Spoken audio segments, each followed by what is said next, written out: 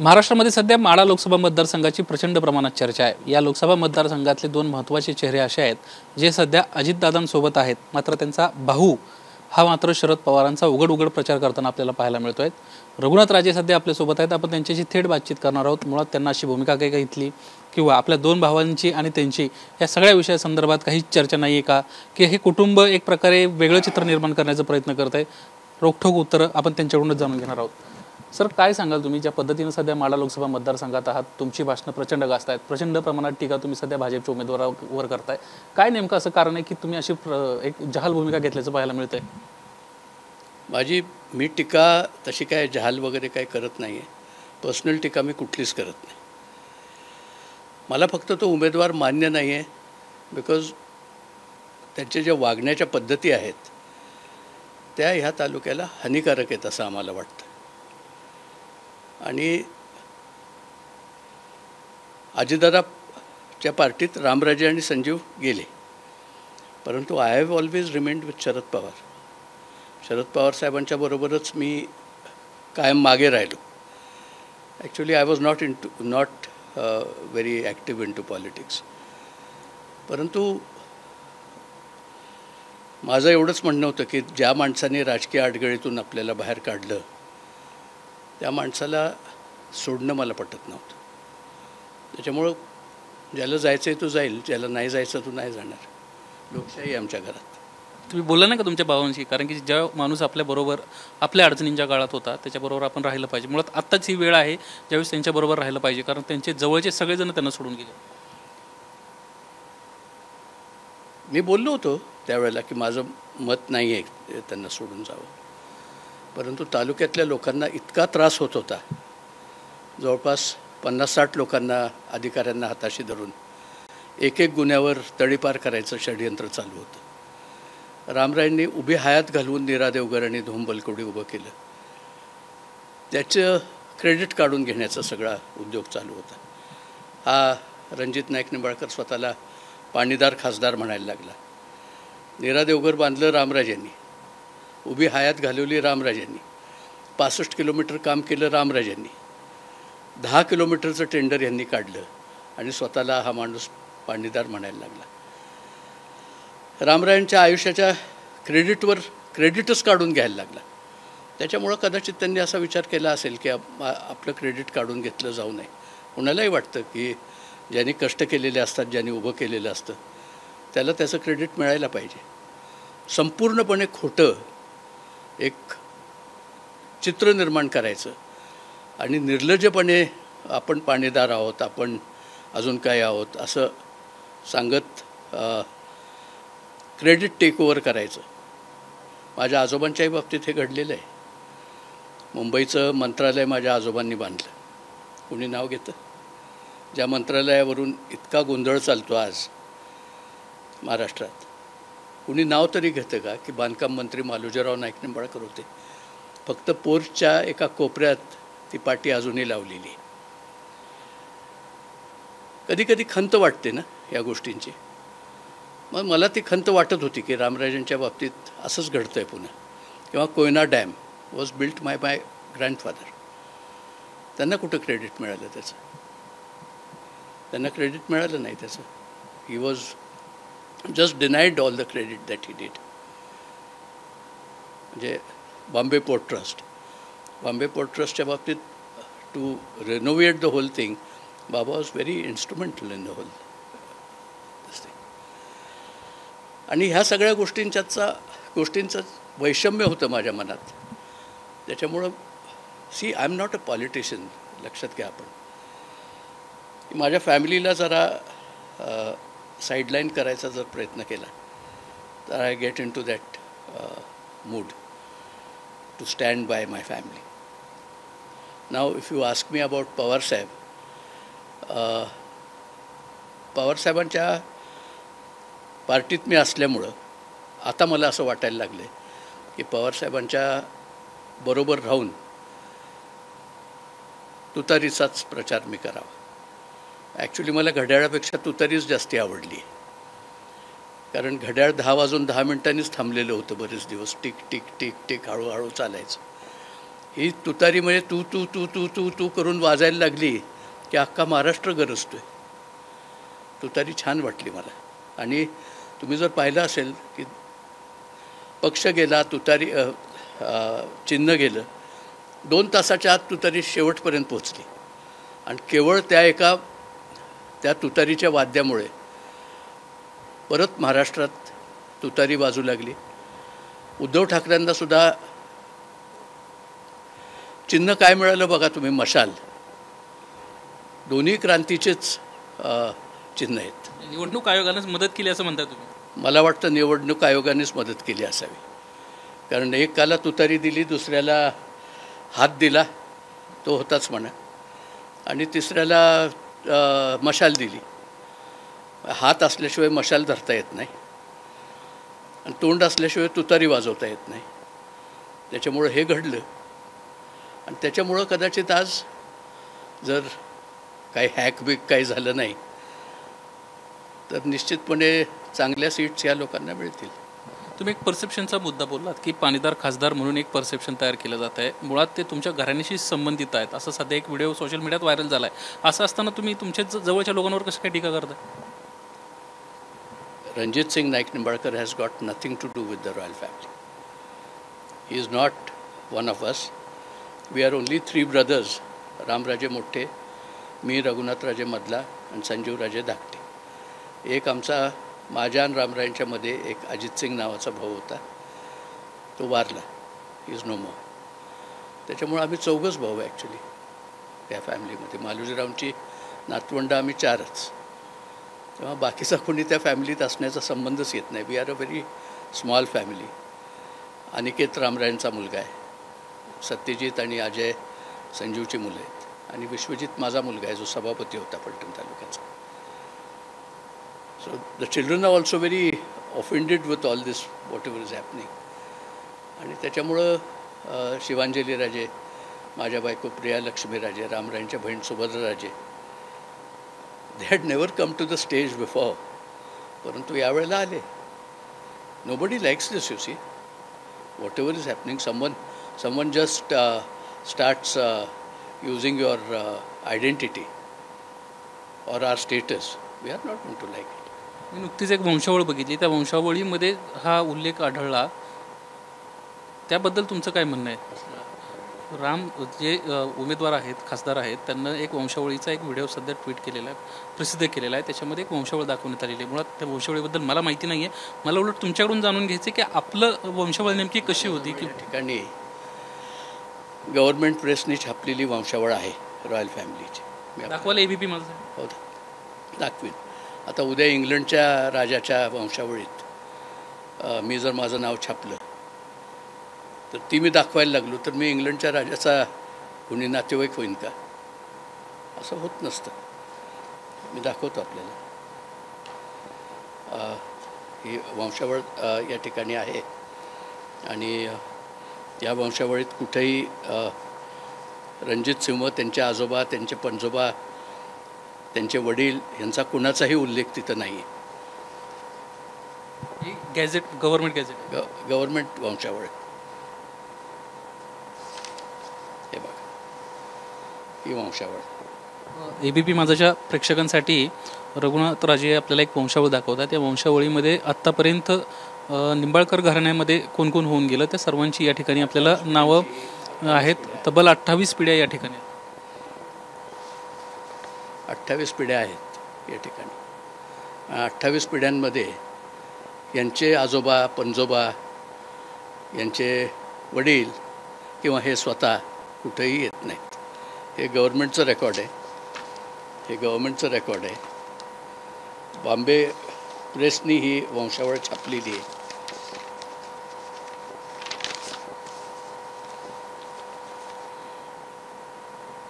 ही गव्हर्नमेंटची authentic records आहेत आणि ह्या रेकॉर्ड्सच्या पलीकडं वंशावळ कुठलीही नाही आहे. तेव्हा हा विषयच येत नाही काही रॉयल फॅमिली असण्याचा किंवा असण्याचा. सर, का गरज वाटत असावी त्यांना? आता संस्थानं विलीन झाल्यानंतर 70 वर्षानंतर रॉयल फॅमिली आहे ह्याचा उहापोह का होतो हेच मला कळत नाही. काय वाटतं तुम्ही? मला वाटतं की सईबाईंचं ॲडव्हान्टेज घेण्याचा प्रयत्न केला जातो आहे. सईबाई काय फलटणच्या गल्लीबोळात जन्मलेल्या नव्हत्या, त्या ह्या राजवाड्यात जन्मलेल्या होत्या. And she belongs to the main family of Phaltan Naik Nimbalkars. तो एक असावा प्रयत्न कदाचित की सईबाईंचा मी वंशज आहे हे म्हणण्याचा. आज त्यांनी असंही म्हटलं आहे की सईबाईंच्या स्मारकासाठी देवेंद्र फडणवीसांनी पैसे दिले वगैरे वगैरे, परंतु ते रामराजेंनी पैसे दिलेले आहेत. सॉरी, ते अजितदादांनी पैसे दिलेले आहेत आणि त्याचे कागदपत्र आहेत माझ्याजवळ, मी आपल्याला दाखवू शकतो. आणि मार्चमध्ये ते पैसे आलेले आहेत, मागच्या मार्चमध्ये, आणि रामराजांच्या पत्रावरून ते पैसे दिलेले आहेत. Anyhow we are not really bothered. ते झालं स्मारक तर it's a good thing for Saibai. तुमचं एक भाषण सध्या सोशल मीडियामध्ये प्रचंड व्हायरल होतं आहे. त्या भाषणामध्ये तुम्ही प्रचंड तर टीका केली आहे, पण तुम्ही असं म्हणताय की आमच्या या जो सहकारी कारखाना आहे त्या कारखान्यामध्ये काम करणाऱ्या एका कर्मचाऱ्याचा हा मुलगा आहे आणि तो स्वतःला कुटुंबाशी जुळवून घेण्याचा प्रयत्न करतो आहे. मुळात सर्वसामान्य माणसानं उमेदवारी राहायचं नाही का किंवा खासदार व्हायचं नाही का? सर, या सगळ्या टीकेकडे तुम्ही कसं बघता? कारण तुम्ही आक्रमकपणे ह्या सगळ्या गोष्टी त्या ठिकाणी मांडत होता. नाही, व्हावं ना, त्यांनी पण व्हावं, त्यांनी खासदार व्हावं. फलटणच्या लोकांना जर आम्ही लायक वाटत नसेल तर त्यांनी आम्हाला रिजेक्ट करावं. ही लोकशाही आहे आणि या लोकशाहीमध्ये माझी एक किमान मागणी आहे की त्यांनी त्यांच्या वडिलांचं नाव सांगावं, आजोबांचं त्यांच्या नाव सांगावं, त्यांच्या पणजोबांचं नाव सांगावं. आमचं कशाला? आमच्या पणजोबाचं नाव, आमच्या आजोबाची पुण्य आहे, हे आमच्या आजोबापुरते आम्हाला शिल्लक ठेवावी. आमच्या आजोबांचा एक संस्कार होता, राजघराण्याचा एक संस्कार फार वेगळा असतो. At least I am talking for myself and we are very simple people. See, फार मोठ्या महत्त्वाकांक्षा आम्हाला नाहीच आहेत. आमच्या बहिणी आम्हाला big toads of a small pond म्हणतात चेष्टेने. फार मोठी ॲम्बिशन रामराजेंचीही कधी नव्हती, माझ्या आजोबांचीही कधी नव्हती. माझे आजोबा मोरारजीभाई देसाई ग्रुप होते आणि वल्लभभाई पटेल आणि राम मनोहर लोहिया असा सोशलिस्ट लोकांचा त्यांच्यावर पगडा होता. 1939 साली आमच्याकडं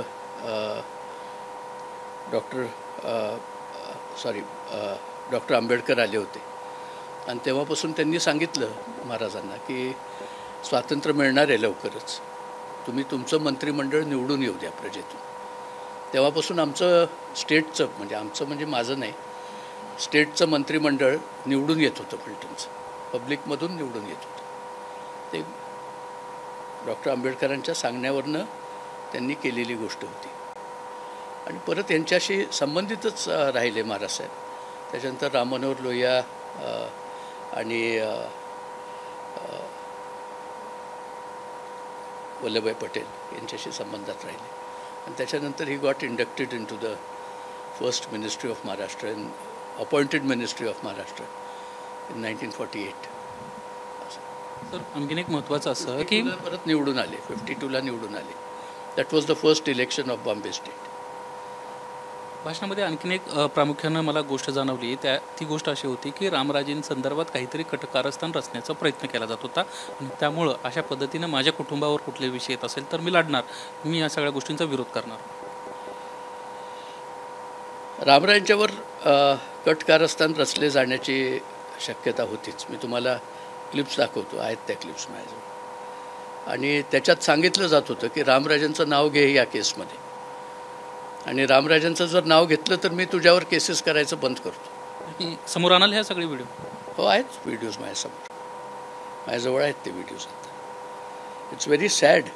आणि तो माणूस असा माणूस आहे की ज्यांनी भाजपसाठी इलेक्शन्स लढवलीत 1 आमदारकीचं इलेक्शन, आणि त्या आमदारकीच्या इलेक्शनमध्ये त्या बिचाऱ्याला 90,000 मतं पडली होती.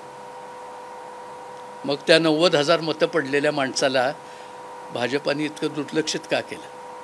हाही प्रश्न आहेच ना. भाजपाने बघायला हवं होतं त्याचं काय झालं बिचाऱ्याचं, तो का असा हालात आहे, का जेलमध्ये, असंख्य केसेस त्याच्यावर टाकल्या गेल्यात, बघायला हवं होतं ना. पण तो माझा प्रश्न नाही आहे. I am not bothered about that because it is entirely between them. मी कोणाच्याही खाजगी व्यवहारांच्यात खाजगी आयुष्यात पडू इच्छित नाही. त्याच्यामुळं फक्त आमच्या भावावर चुकीच्या केसेस होऊ नयेत. माझ्यावर चुकीच्या केसेस झालेल्या आहेत. या खासदारांनी माझ्यावर 307ची केस घातली होती. खासदारांच्या कारकिर्दीतच माझ्यावर ही केस घातली गेली होती. I have faced 307. हे काय रस्त्यावरचे गुंड आहे काय आम्ही कुठं 307 करायला आणि हे करायला? It's just not done. खोट्या केसेस जर माझ्यावर होऊ शकतात तर ह्या गावातली लोक किती भीतीदायक वातावरणात जगली असतील गेले 2.5 वर्ष हे बघण्यासारखं आहे. कुणी रिॲक्टच व्हायचं नाही का? होम डिपार्टमेंट यांच्या हातात आहे म्हणून गप्प बसायचं सगळ्यांनी? असं नाही ना चालत. अन्याय होतो ना लोक. पण तुमचं कुटुंब सत्ताधारी पक्षात आहे. तुमच्या कुटुंबाकडून या सगळ्या विषयासंदर्भात गृहमंत्री पक्षात असलो तरी माझ्यावर 307ची केस झाली. त्यावेळेलाही आम्ही सत्तेतच होतो. Nobody helped me. Why should not. जर मला सत्तेचा त्या उपयोगच नाही तर मी का भांडायचं नाही? लोकशाही तर आहे ना. नक्की लोकशाही आहे. मग असे कितीतरी फलटणमध्ये लोक आहेत की ज्यांच्यावर खोट्या केसेस या पोलीस डिपार्टमेंटने केल्या. इलेक्शन कमिशन काय करणार आहे का त्याच्या बाबतीत? किंवा तुमचं गव्हर्मेंट? बरं सोडून द्या. आम्ही समजा बागी आहोत असं धरून चालू. आमच्यावर केसेस होऊ शकतात. आत्तासुद्धा माझ्यावर ईडीची केस होऊ शकते किंवा काही होऊ शकते. होऊ दे ना. माझी आहे तयारी. अभिजित पाटलांची तयारी नव्हती त्यामुळे सगळं. अभिजित पाटील इज अ नवो रिच मॅन. इज अ नवो रिच. त्यांना सोर्स दाखवता येणार नाहीत कदाचित किंवा दाखवता येतील. पण माझ्याजवळ इलिगल काही नाहीच आहे. Why should I bother myself? आणि जर तरीही झालं ना, तुमच्या या भूमिकेमुळं तरीही झालं समजा तर मी ते फेसच करायला तयार आहे. करा. काय होईल ते होईल. तुमच्या या अशा भूमिकेमुळं तुमच्या 2 भावांना त्रास होईल असं वाटत नाही का? कारण परवा गृहमंत्र्यांचं ज्या पद्धतीचं वक्तव्य होतं धैर्यशील मोहितेंच्या अनुषंगाने ॲक्च्युली त्यांना ते केलं होतं की माझ्याबरोबर ज्यांना गद्दारी केली त्यांचा सर्वनाश झाल्याशिवाय राहणार नाही. मुळात अशा पद्धतीची सत्ताधारी पक्षात असताना निंबाळकर कुटुंबातला एक व्यक्ती वेगळी भूमिका घेतो आणि त्यानंतर प्रचारात उतरून अख्खं कुटुंब प्रचारात उतरून जोरदार प्रचार करताना पाहायला मिळतं. हे बघा, कुटुंब ज्या वेळेला प्रचारात उतरतं ना त्यावेळेला काही ना काहीतरी त्याला कारण असतं. की रघुनाथराजे एकटाच माथे फिरवू आहे म्हणून तो जर प्रचारात गेला असता तर त्याला रिझनिंग काही नसतं. कदाचित माथे फिरवू आहे म्हणून गेला आहे असं झालं असतं. परंतु गृहमंत्र्यांचं आणि माझं आजोळ एकच आहे. माझी आई पण अमरावतीच्याच आहेत आणि त्यांच्या आजोबा देखील त्यांच्या आई देखील अमरावतीच्याच आहेत. त्या कलवती सावकारांची मुलगी आहेत आणि माझे आजोबा बॅरिस्टर रामराव देशमुख होते. ते दोघं एकाच ग्रुपचे होते बाय द वे. आणि पुष्कळ जिव्हाळ्याचे संबंध आहेत आमच्या आणि त्या घराचे. Kalwati family is known to my mama's children and all this people. आणि कलवती सावकार मलाही आठवतात. काळी मोठी गाडी असायची त्यांच्याजवळ, कुठली विंटेज कार, आणि त्याच्यातून ते फिरायचे. मालटेकडीवर जो पुतळा अमरावतीमध्ये आहे शिवाजी महाराजांचा तो त्यांनी ओव्हरनाईट बसवला होता हे मला चांगलं आठवतं. ते देवेंद्र फडणवीस साहेबांचे आजोबा होते. See, I have got great respect for Devendra Fadnavisji. परंतु what he has done is he has got wrong people. बाकी माझं म्हणणंच नाही आहे काही. माझा विरोध हा BJPला नाहीच. माझा विरोध हा कॅन्डिडेटला आहे. कॅन्डिडेटला आणि त्या गोरे नावाचा तो जो आमदार आहे तिकडं वर काय काय भाषा बोलतो. त्याला वयाची मर्यादा नाही, त्याला बोलण्याची मर्यादा नाही. कसलं कल्चर आहे. पूर्वीच्या काळातले सगळे आम्ही मंत्री बघितलेत, सगळे बघितलेत. ॲक्रॉस पार्टी लाईन्स अतिशय चांगले संबंध असायचे लोकांचे.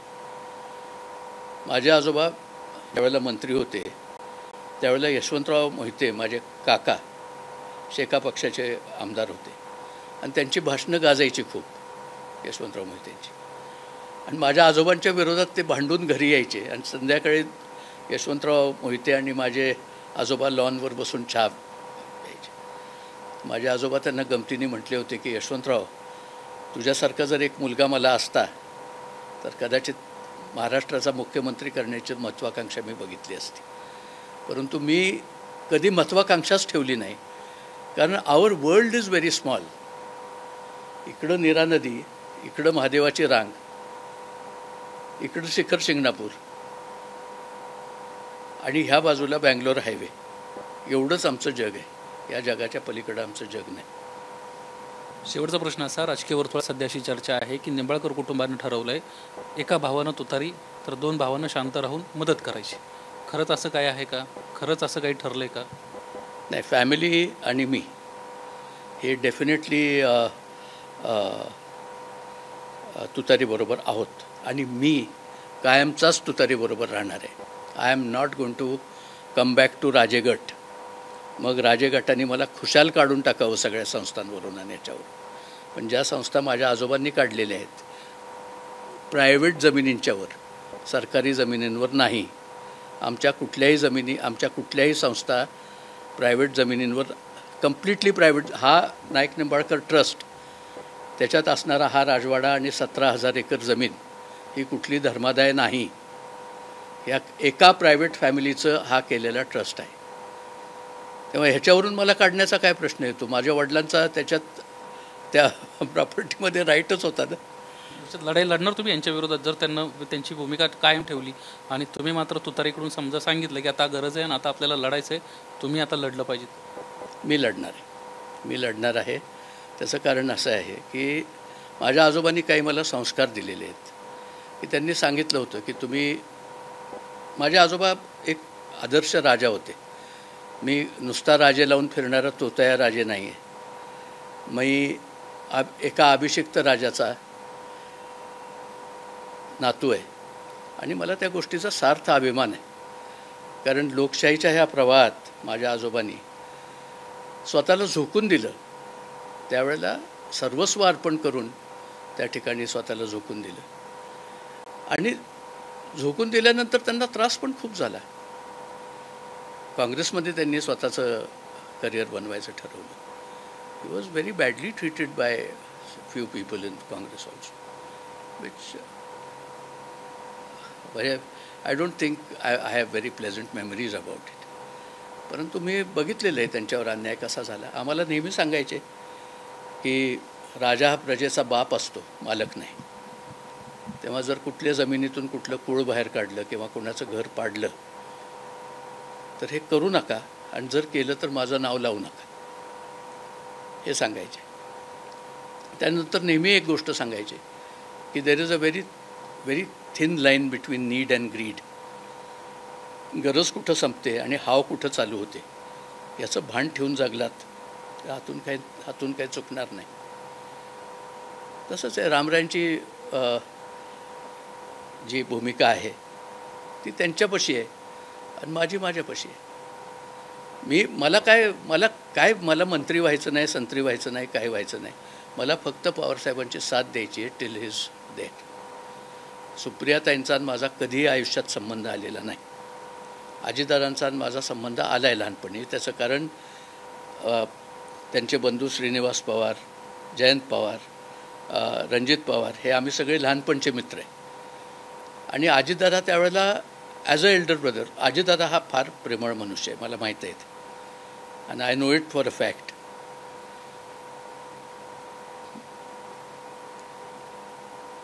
त्यांच्या धाकट्या भावाचे मित्र म्हणून आमचे त्यांनी पुष्कळ त्या काळात लाड केलेले आहेत. एक उधारी झाली होती आमची कॉलेजच्या इलेक्शनमध्ये. ती उधारी 1982मध्ये 11,000 रुपयाची होती, which was a very big some.